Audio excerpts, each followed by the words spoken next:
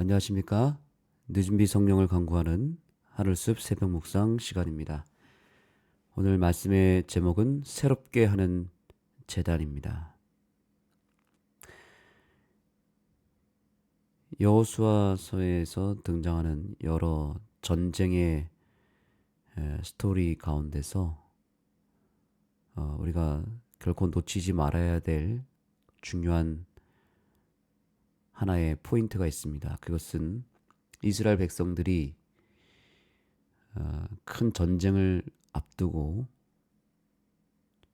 또 전쟁 중에 있을 때 결코 놓치지 않았던 한 가지가 있었습니다. 그것은 바로 하나님께서 백성들에게 허락하신 언약의 말씀을 마음에 새기고 그 말씀에 순종하는 일에 더욱 최선을 다했다는 것입니다. 그리고 그들은 어떠한 상황에 있더라도 예배를 올리는 것을 절대로 소홀히 하거나 빠뜨리지 않았다는 것입니다. 우리가 매우 긴박한 상황 속에서 또 아주 바쁘고 분주하고 해야 될 일이 너무나 크고 중대해서 어떤 마음의 여유가 없을 때에는 가장 먼저 무너지는 것이 예배입니다. 그리고 그 예배가 무너지면서 동시에 하나님의 뜻을 따르고 순종하는 일에 우리가 실패할 때가 있습니다. 그런데 이스라엘 백성들은 놀랍게도 그러한 매우 긴박한 전쟁 속에서 오히려 더욱 하나님의 말씀으로 돌아갔고 율법의 말씀을 마음에 새기며 하나님께 온전한 예배를 올렸다는 것에 주목할 필요가 있습니다. 교훈의 말씀을 보겠습니다. 전쟁이라는 끔찍하고 폭력적인 상황 속에서 언약 재확인과 예배의 장면과 연결함으로 주님은 언약에 순종하는 삶으로 이끌라는 명령으로 돌아가게 한다. 여호수아가 이끄는 이 이스라엘 군대는 전쟁이라는 끔찍하고 폭력적인 상황 속에서도 언약을 재확인하고 예배하는 일을 멈추지 않았다는 것이고, 그로 인하여 이들은 최종적으로 크게 승리하는 놀라운 역사를 경험하게 됩니다.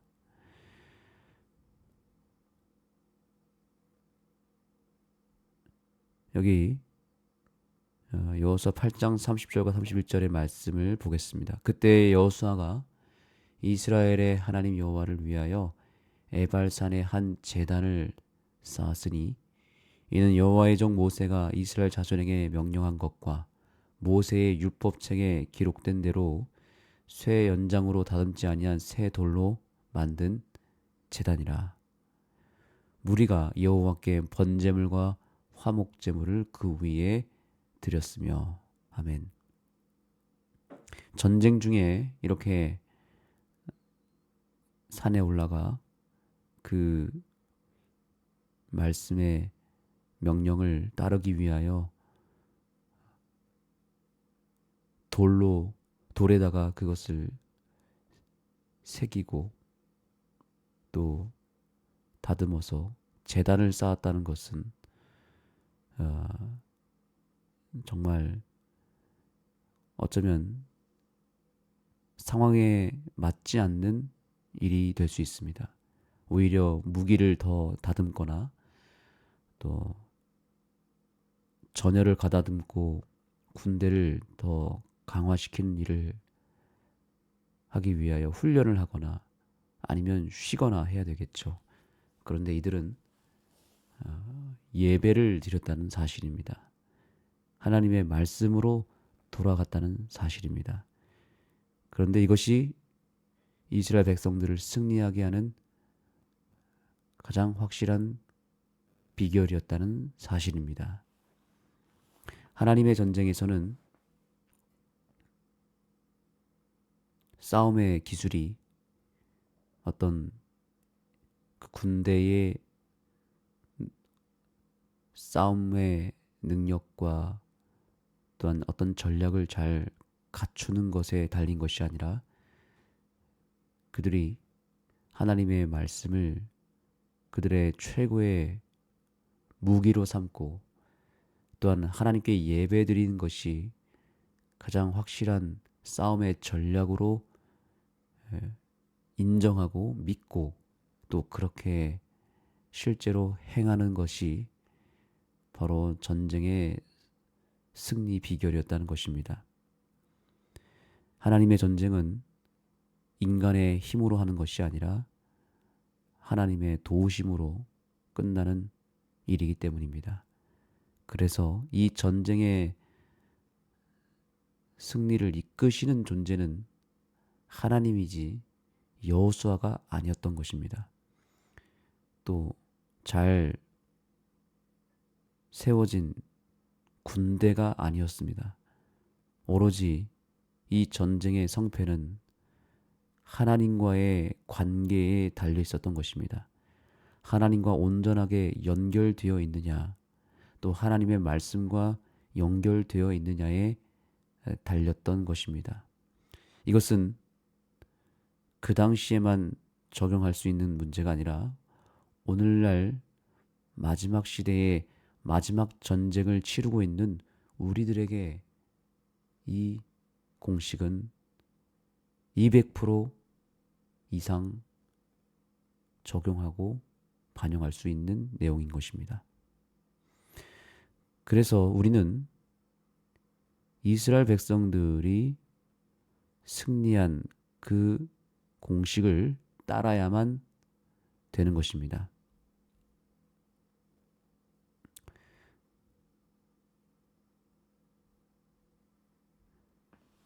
자, 여기 이 부분을 읽겠습니다. 전쟁과 정복의 중요성에도 불구하고 그보다 훨씬 더 중요한 것이 있는데 그것은 하나님의 율법의 요구에 충성하는 것이다.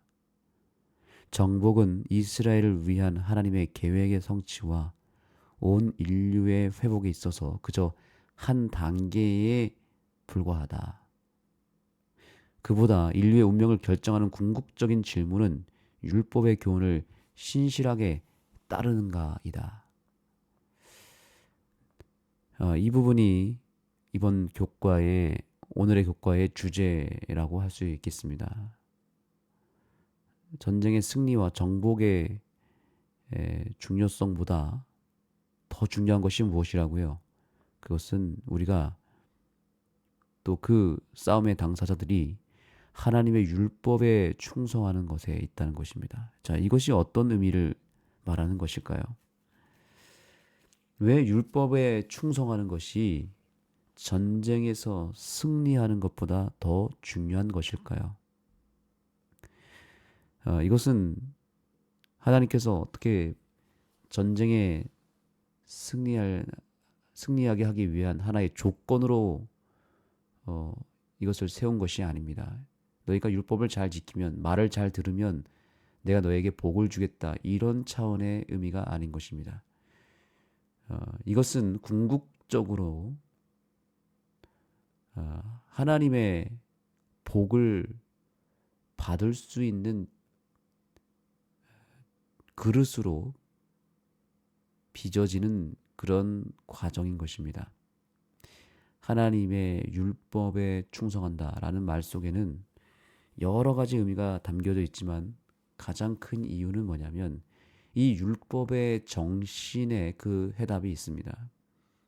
율법이라고 하는 것은 우리가 소위 알고 있는 율법의 여러 가지 항목들을 생각할 수 있겠습니다. 십계명을 비롯하여 성경에 기록된 무엇 하라, 무엇 하지 말라라고 하는 어, 여러 가지 율법의 조항들이 있습니다. 그런데 그것은 표면적으로 드러난 율법의 항목들일 뿐입니다. 그 속으로 들어가면 율법의 정신이 있습니다. 율법의 정신은 크게 두 가지로 말할 수 있습니다. 첫째는 하나님을 사랑하는 것이고, 둘째는 이웃을 사랑하는 것입니다. 자, 여기에는 자기 사랑이 전혀 없습니다. 우리는 죄라고 하는 것이 어떤 도덕적인 개념에서 나쁜 일을 하고 나쁜 일을 행하는 것이 죄라고만 생각할 수 있는데, 그것도 역시 표면적인 현상이고요. 근본적인 죄의 의미는 바로 자기 사랑입니다. 욕심이 낳은즉 죄가 잉태한 즉 욕심이 낳는 것이죠. 욕심이 잉태한즉 죄가 나오는 것이죠. 이 자기 사랑, 자아를 사랑하는 것, 이것이 바로 죄인 것입니다. 그러면 무엇이 의가 될까요? 의라고 하는 것은 자기 사랑에서 벗어나서 이타적인 사랑을 소유하는 것입니다. 그래서 내 이웃을 내 몸과 같이 사랑하는 것, 내 마음과 뜻을 다하여 힘을 다하여 내 하나님 여호와를 사랑하라고 하는 하나님의 그 첫 번째 명령에 온전히 순종하는 것입니다. 즉 하나님을 사랑하는 것, 그리고 이웃을 사랑하는 것. 그래서 거기에 자기 사랑이 전혀 없이 철저하게 내가 아닌 다른 존재를 사랑하는 것. 이것이 율법의 요구에 충성하는 일입니다.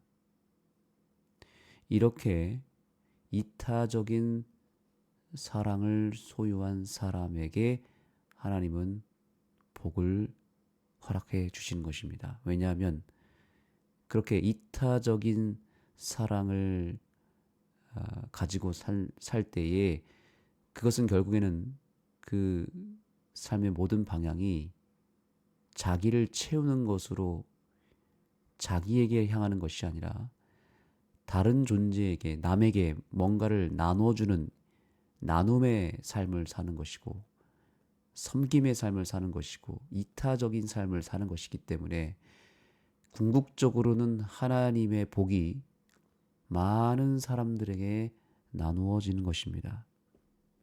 나누는 삶을 사는 것, 이것이 바로 하나님의 율법의 요구에 충족되는 삶이죠. 하나님은 그러한 삶을 살 때에 복을 더 많이 주십니다. 왜냐하면 그 복을 또한 다른 존재에게 나누어질 것이 분명하기 때문에 하나님은 그 이타적인 삶을 사는, 즉 율법의 요구를 충족시키는 삶을 사는 사람이 바로 복의 통로라고 삼는 것입니다. 복의 통로이기 때문에 복을 주시는 것입니다. 어떤 사람에게는 복을 주면 복이 막혀버립니다. 복이 흘러가는 것이 아니라 복이 그 사람에게서 막혀서 그 사람에게만 몰두되게 되죠. 복이 흘러가지 않고 막혀버리면 복이 더 이상 들어갈 수가 없습니다. 이스라엘 백성들에게 승리라고 하는 복을 주실 때 복이, 그 승리의 축복이 이스라엘의 그저 안락한 삶과 번영으로만 끝난다면 하나님은 승리를 허락해 주시지 않았을 것입니다. 왜냐하면 하나님은 세상 사람들을 구원해야 되는 사명과 뜻이 있기 때문에 그 승리를 통해서 그들에게 제공되는 축복과 여러 가지 유익과 특권들이 다른 믿지 않는 세상 이방인들에게 흘러들어가 그들을 구원하는 일에 그 승리가 사용되어져야 되는데, 그저 그 승리에 도취되어 그 승리를 통한 축복을 누리고만 있으면, 그들끼리만 누린다면 그것은 하나님의 뜻이 아니고, 또한 복이 더 이상 흘러 들어가지 않기 때문에 하나님은 더 이상 복을 줄 수도 없는 것입니다. 그렇기 때문에 하나님의 율법의 요구에 충성하는 자들에게만 복을 줄 수밖에 없는 것입니다. 즉 복을 담아낼 수 있는 큰 그릇으로 빚어지는 사람들, 아니 그 복을 고스란히 남에게 흘려보내는 통로의 역할을 하는 사람들에게, 또 그런 민족과 그런 공동체에게 하나님은 놀라운 축복을 허락해 주시는 것입니다. 그렇게 나누면 나눌수록, 베풀면 베풀수록 하나님의 복은 더 크게 그들에게 임하게 되는 것입니다.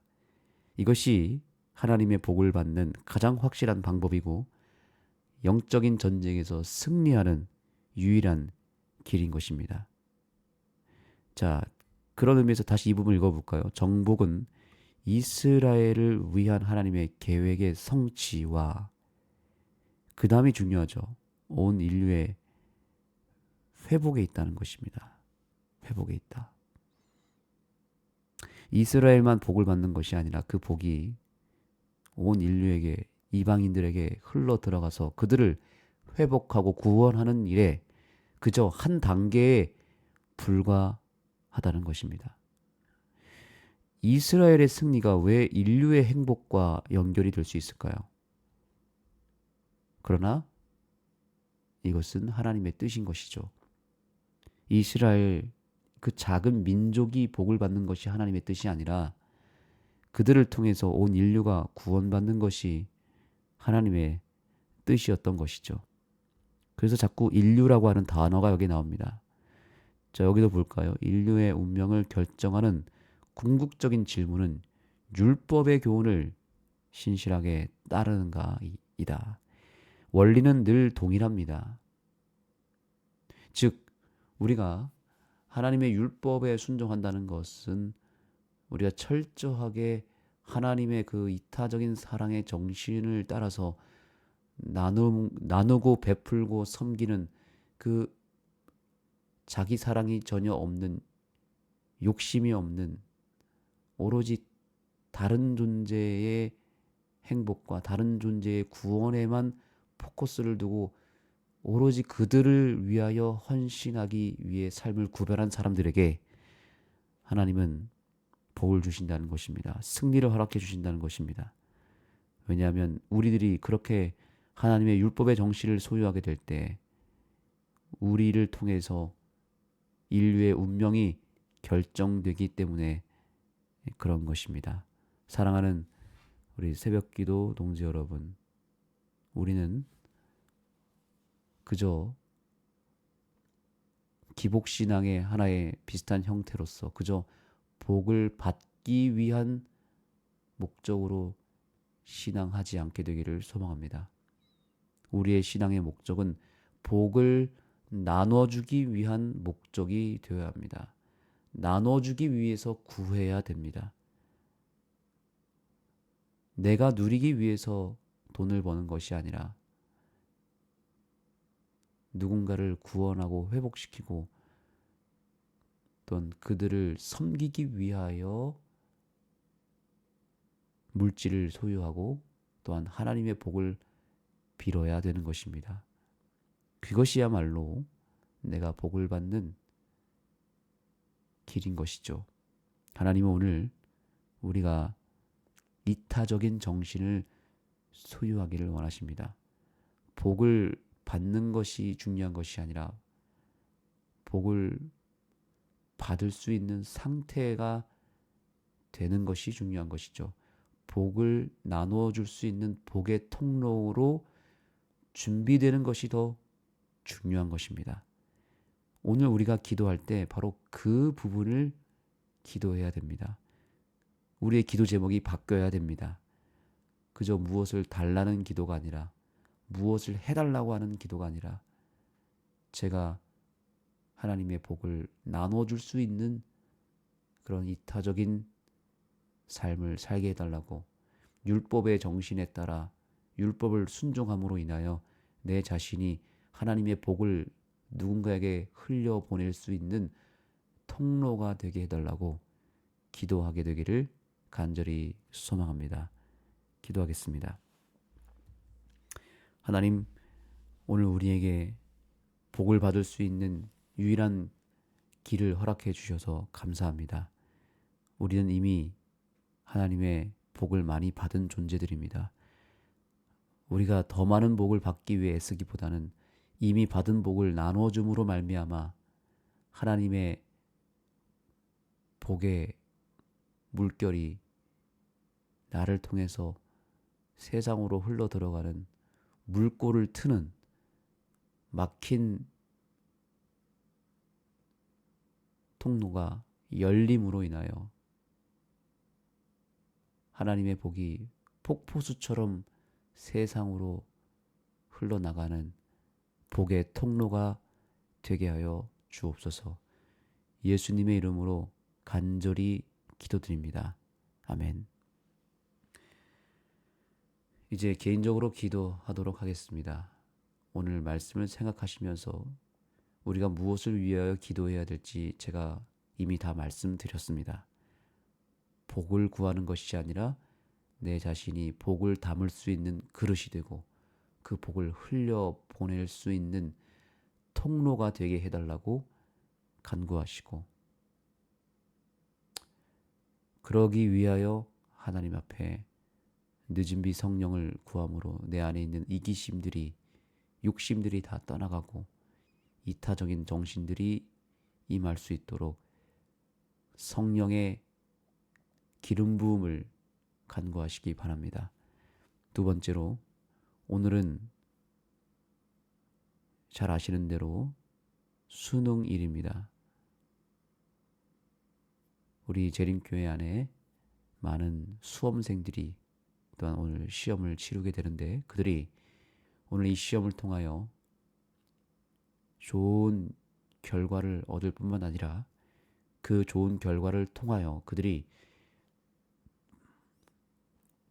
하나님께 쓰임받는 복의 통로로 성장하고 하나님께 크게 쓰임받는 도구로 성장할 수 있는 계기가 되도록 그들의 이타적인 삶을 위하여 기도하시고, 단순히 좋은 점수를 받는 것으로 끝나는 것이 아니라 그 좋은 점수를 통하여 하나님께 영광 돌릴 수 있는 우리 모든 재림교회의, 또 여러분 각자의 가족의 우리 고3 친구들이 되도록 여러분들이 알고 있는 고3 수험생들을 위해서 기도해 주시고, 또 특별히 우리 교회의 최호연 학생을 위해서 오늘 이 아침 특별하게 기도해 주시기 바랍니다. 우리 하늘숲 교회의 올해 유일한 고3 수험생입니다.